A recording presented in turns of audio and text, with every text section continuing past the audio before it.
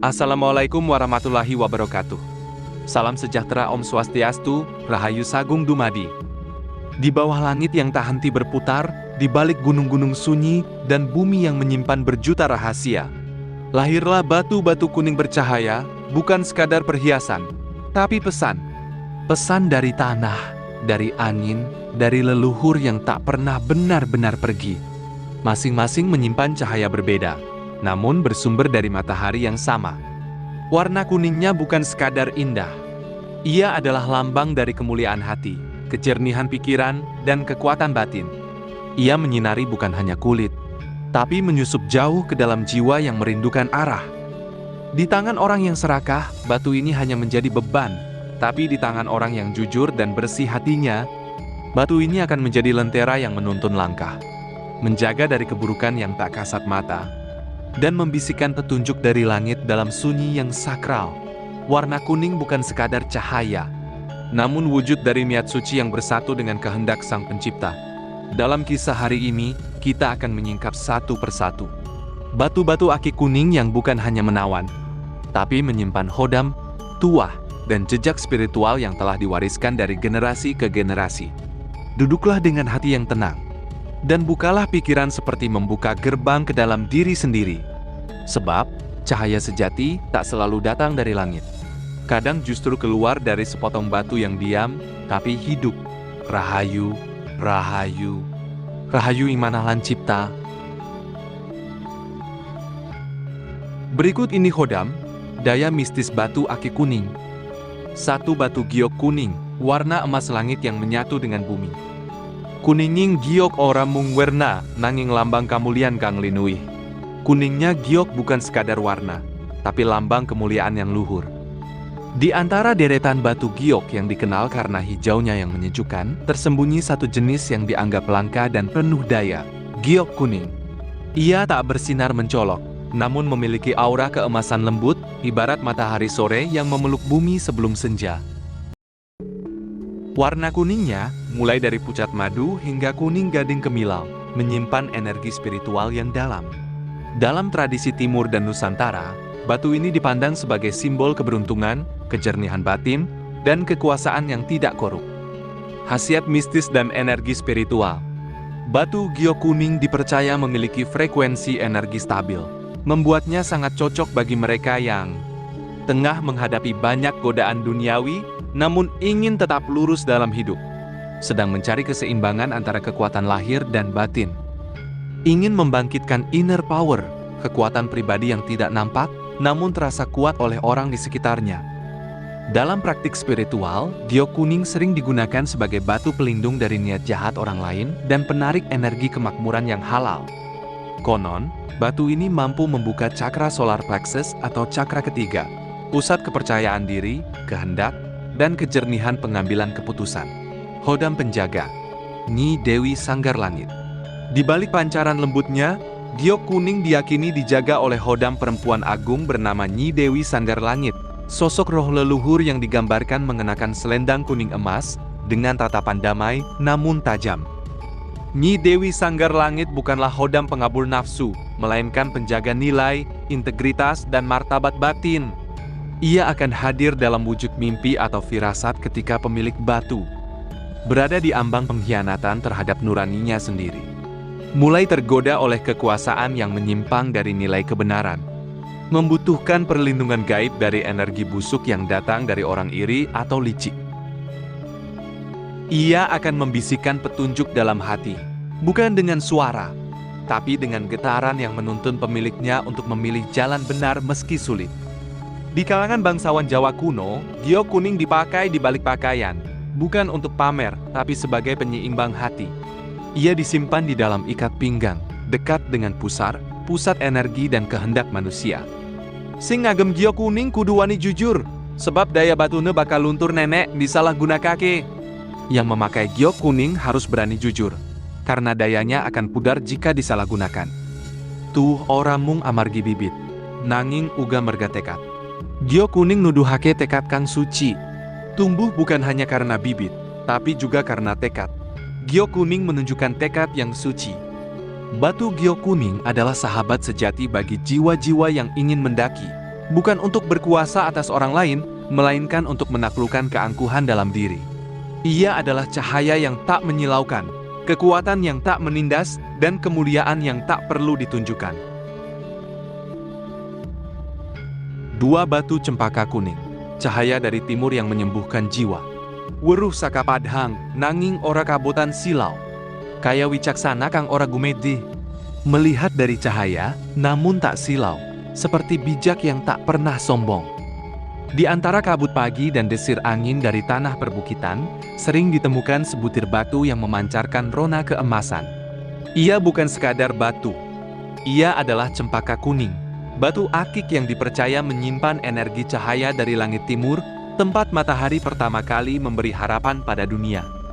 Warna kuning cerah hingga jingga pada batu ini dipercaya sebagai simbol keseimbangan antara hati dan pikiran, membawa ketenangan batin sekaligus menyegarkan aura spiritual si pemakai. Dalam tradisi Jawa dan Nusantara, cempaka kuning dikenal sebagai batu milik para tabib, dukun penyembuh, dan petapa sepuh. Konon, batu ini mampu menyerap energi negatif dari tubuh, terutama yang bersumber dari gangguan gaib, memperkuat daya penyembuhan alami, menjadikannya pelengkap dalam ritual pengobatan tradisional dan spiritual, membantu seseorang mencapai ketenangan pikiran saat meditasi, terutama bila diletakkan di bawah sinar rembulan malam Jumat Kliwon. Dikatakan pula bahwa Khodam penjaga batu ini adalah sesosok perempuan bergaun emas yang menjaga energi penyembuhan dari dunia arwah leluhur. Ia hadir saat pemilik batu sedang dalam tekanan jiwa atau sedang kehilangan arah hidup. Dalam budaya masyarakat pedesaan Jawa, batu cempaka kuning sering diwariskan secara turun-temurun, dianggap sebagai pusaka pangguwating lara, penawar sakit, baik raga maupun rasa. Para sesepuh percaya barang siapa memakai batu ini dengan hati bersih dan niat membantu sesama, maka hidupnya akan diliputi karisma welas asih, dan seringkali disegani meski tak banyak bicara.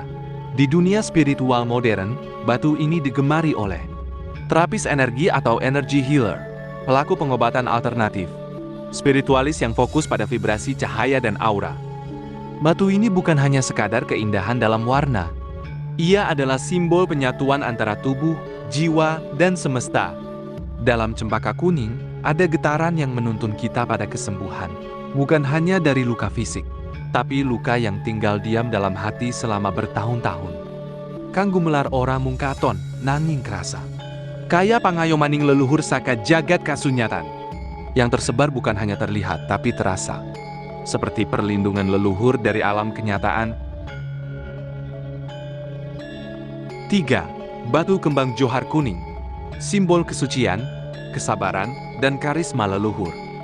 Kembang ka mekar ora karena musim, nanging karena takdir. Kaya ati kang sabar, mekar tanpa pamrih. Bunga yang mekar bukan karena musim, tetapi karena takdir. Seperti hati yang sabar, mekar tanpa pamrih. Dari tanah yang dijaga oleh embun pagi dan doa para leluhur, lahirlah sebuah batu yang tak biasa. Batu kembang johar kuning. Ia adalah serpihan bumi yang menyimpan bentuk bunga di dalam tubuhnya. Seolah alam ingin mengabadikan mekarnya keindahan dalam sepotong batu. Pola bunga yang menyerupai kembang johar dengan warna kuning cerah atau kuning pucat bukan hanya memikat mata, tapi juga menggetarkan batin. Ia dikenal sebagai batu penjaga kesucian niat dan penarik karisma agung.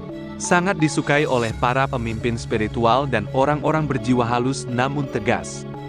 Di kalangan masyarakat Jawa, terutama mereka yang masih menjaga laku tapa dan ilmu kebatinan, batu kembang johar kuning diyakini memiliki kemampuan untuk memurnikan niat seseorang dari hawa nafsu dan pamrih duniawi, memancarkan kewibawaan alami yang tidak dibuat-buat, membuat pemakainya disegani tanpa perlu berbicara banyak, menarik keberuntungan dalam hal usaha dan rezeki, khususnya bila rezeki itu digunakan untuk hal-hal yang bermanfaat bagi orang lain, memperkuat daya sabar dan ketenangan, terutama saat menghadapi ujian hidup yang berat.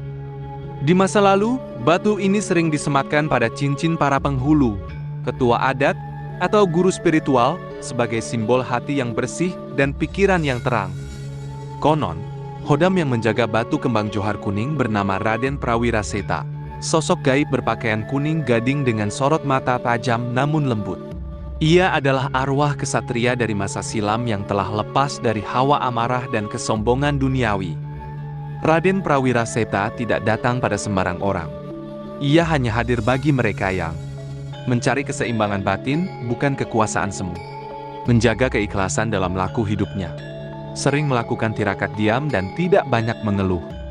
Jika ia merestui sang pemilik, maka dalam mimpi atau hening malam, akan terdengar bisikan nasihat halus dalam bahasa Jawa kuno.